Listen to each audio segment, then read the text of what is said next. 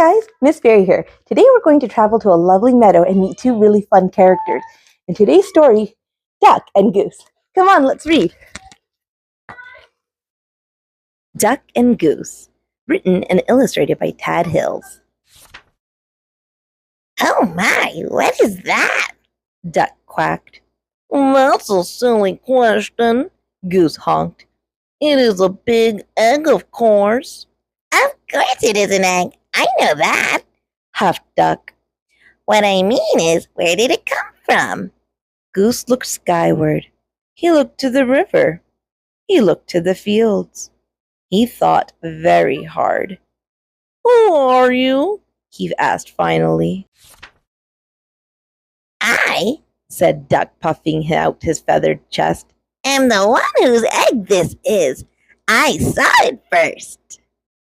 Goose quickly raised one webbed foot. It's mine. I touched it first.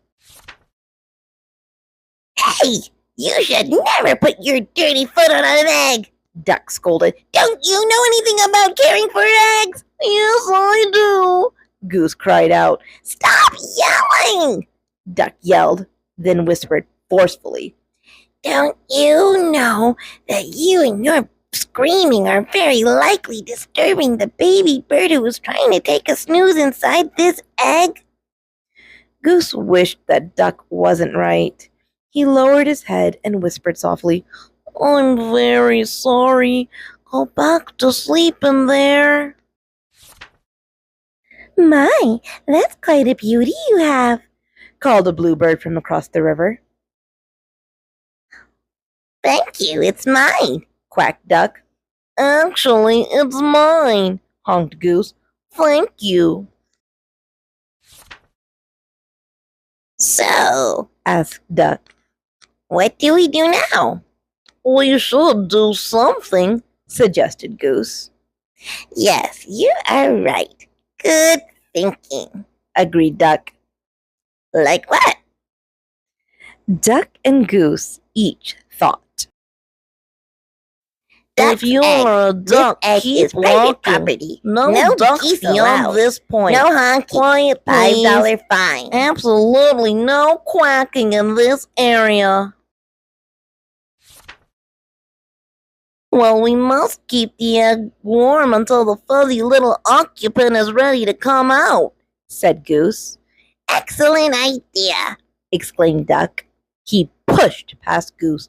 Step aside, and I shall do just that. But Goose was quick, too.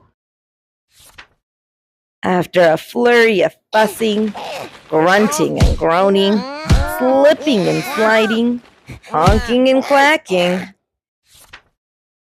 Duck and Goose found themselves back to back. Scoot over, I don't have any room, complained Duck. You are much closer to me than I am to you.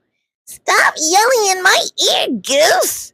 Shh, Goose hushed, pointing at the round thing beneath them.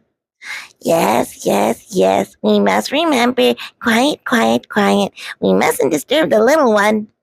And so they sat, very still and very quiet, waiting. For a long time they waited.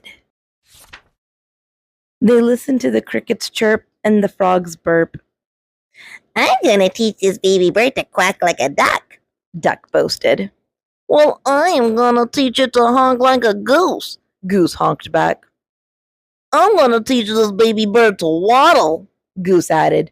So am I, Duck said. They heard the pitter-patter of the rain. I'm gonna teach this baby bird to swim, Duck said. Me too, Goose said. To pass time, they sniffed wildflowers in the warm sun and shared breadcrumbs while Goose taught Duck to honk. They watched the sun set in the sky, and Duck taught Goose to quack. They counted the stars in the night sky. Let's teach our baby to fly, said Goose. Good idea, said Duck. I'm sure our baby will be a fast learner, said Duck. If it takes after you and me, I'm sure you're right, agreed Goose. Together they waited until Did you feel that, Duck? Duck nodded. Yes, did you feel that, Goose? Goose nodded. It's time, Goose, it's time! Duck squawked. Quickly, Duck slid down and started running in circles around their egg. What should we do now? He hollered. I think we should remain calm, Goose yelled back. Excuse me, a little voice called out. Duck stopped. In all the exciting confusion, he had failed to notice the bluebird kicking their egg. Can I play too? She asked. Play? This is no time for play, yelled Duck. This is no time for games, yelled Goose. And what's with the kicking? I was only trying to get your attention, said the little bird. Well, you got it, Duck huffed.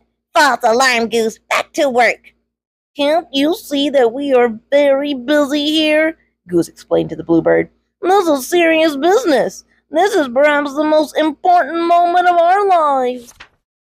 Oh my, I am sorry, apologized the bluebird. I had no idea. I just thought that maybe I could play with your ball. It really is a nice one, she added, and then she flew away. Goose gulped. Did she say ball? He whispered to Duck. You know, I did have my doubts, Duck finally said. It is a bit squishier than most eggs I've seen. Yes, and I must say, I was somewhat suspicious of those big dots, Goose admitted. It may not be an egg, but it is lovely, said Duck. Oh, absolutely, Duck, Goose agreed. It's a keeper. As the crickets chirped, the frogs burped, and the grass swayed in a gentle breeze, Goose quacked, and Duck honked, and the ball bounced, rolled, and sometimes even flew. The end. I'm so glad that Duck and Goose could become friends in the end. If you want to hear more of their adventures, come back and join me on my channel. And until then, keep your books closed and your stories closer. Bye.